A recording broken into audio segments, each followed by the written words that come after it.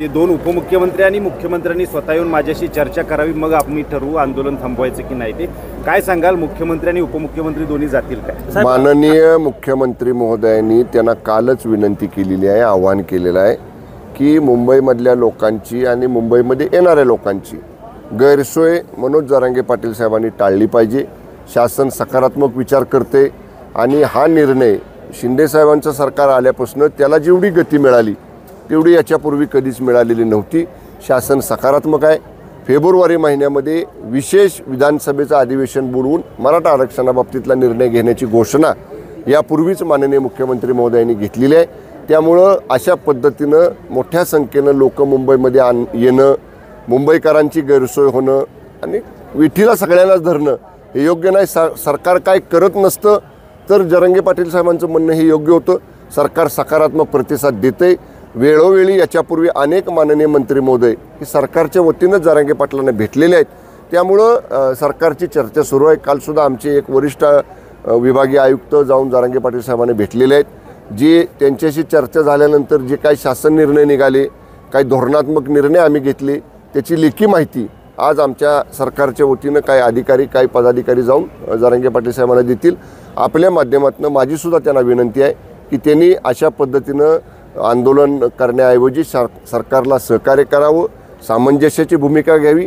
चर्चेतनं नक्कीच हा प्रश्न सुटेल. पण असं मुंबईकरांना, मुंबईमधल्या लोकांना, मुंबईत येणाऱ्या लोकांना कोणालाही विटीशी धरण्याचा प्रयत्न कुणी करू नये अशी माझी त्यांना विनंती आहे. साहेब, एवढ्या मोठ्या प्रमाणात लोक जे आहेत ते मुंबईमध्ये येत आहेत, आता शासनाकडून काय अशा उपाययोजना काय करण्यात आल्या आहेत? मग वेळोवेळी तर तुम्ही बघताय ना, आम्ही पाणी देतोय. हे बघा, सरकार तर शेवटी आंदोलन करते, असो कुणी असो.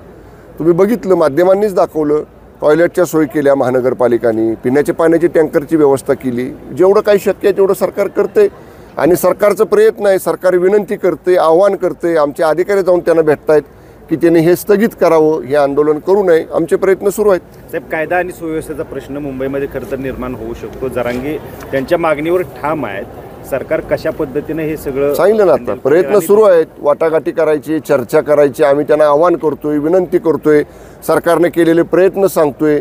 आता सुदैवाने एक क्युरेटिव्ह पिटिशनचं आर्ग्युमेंट झालं, त्या ऑर्डरला पेंडिंग आहे. त्याची ऑर्डर काय अपेक्षित धरूया आपल्या बाजूनं, मराठा आरक्षणाच्या बाजूने येईल.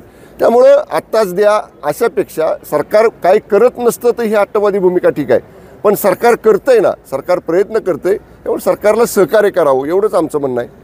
ती चौकशी लागणार आहे का? कारण ह्याच्याबाबत जे विधान केलं होतं मोदींच्या, चौकशी लावण्याचा अधिकार हा सरकारचा आहे.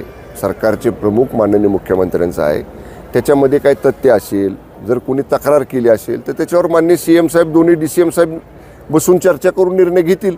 कोणाची चौकशी लावायचा अधिकार मंत्र्यांना नाही. तर माझ्या विभागापुरतं म्हणाल तर माझ्या विभागातलं तुम्ही काय म्हटलं तर मी मंत्री म्हणून माझ्या विभागातल्या अधिकाऱ्याची किंवा कोणाची चौकशी लावू शकतो. पण सरकार म्हणून निर्णय घेताना शेवटी ह्या तिघांचा तो अधिकार आहे, CM साहेबांचा, दोन्ही DCM साहेबांचा. ते घेतील निर्णय. ओके, धन्यवाद. ओबीसी जे मेळाव्यामध्ये भुजबळ 3 वेळा, तुम्ही एवढे प्रश्न विचारताना अर्धा मिनिटं दाखवता. ओबीसी मेळाव्यामध्ये 3 वेळा भुजबळ म्हणजे उपस्थित राहिलेले आहेत 3 सभांना. शिवाय सत्तेत राहून लढावं असं शेंडगेंनी त्यांनी सांगितलेलं आहे. मग ते शेंडगे साहेबांना आणि भुजबळ साहेबांना विचारा. तिसऱ्या माणसाला मध्ये कशाला घेताय उगाच? मला काय म्हणजे, मला ते शेंडगे साहेब काय बोलले माहीत नाही, भुजबळ साहेब कुठं गैरहजर राहिले मला माहीत नाही. म्हणून मी तुम्हाला म्हणलं, तुम्ही एवढे लांबलचक प्रश्न विचारताना अर्धा मिनिटं, अर्धा सेकंद काहीतरी दाखवता. शरद पवार, सुप्रिया सुळे आणि रोहित पवारांचा जो विधानसभेत बसलेला जो कालचा होता, तो नितेश राणे तिघांचे 12 वाजले असं त्यामध्ये विधान केलेलं आहे. काय सांगा? नाही माहीत मला याच्या बाबतीत. मी पवार साहेबांच्या बाबतीत बोलण्या एवढा मी मोठा नाही. मी मागंसुद्धा एकदा म्हटलं होतं, पवार साहेब राष्ट्रीय नेते आहेत, त्यांच्याबद्दल बोलण्या एवढा मी मोठा नाही. आता बघू, सुनावणी सुरू आहे, काय निकाल होईल त्याप्रमाणे. धन्यवाद. ABP माझा, उघडा डोळे बघा नीट.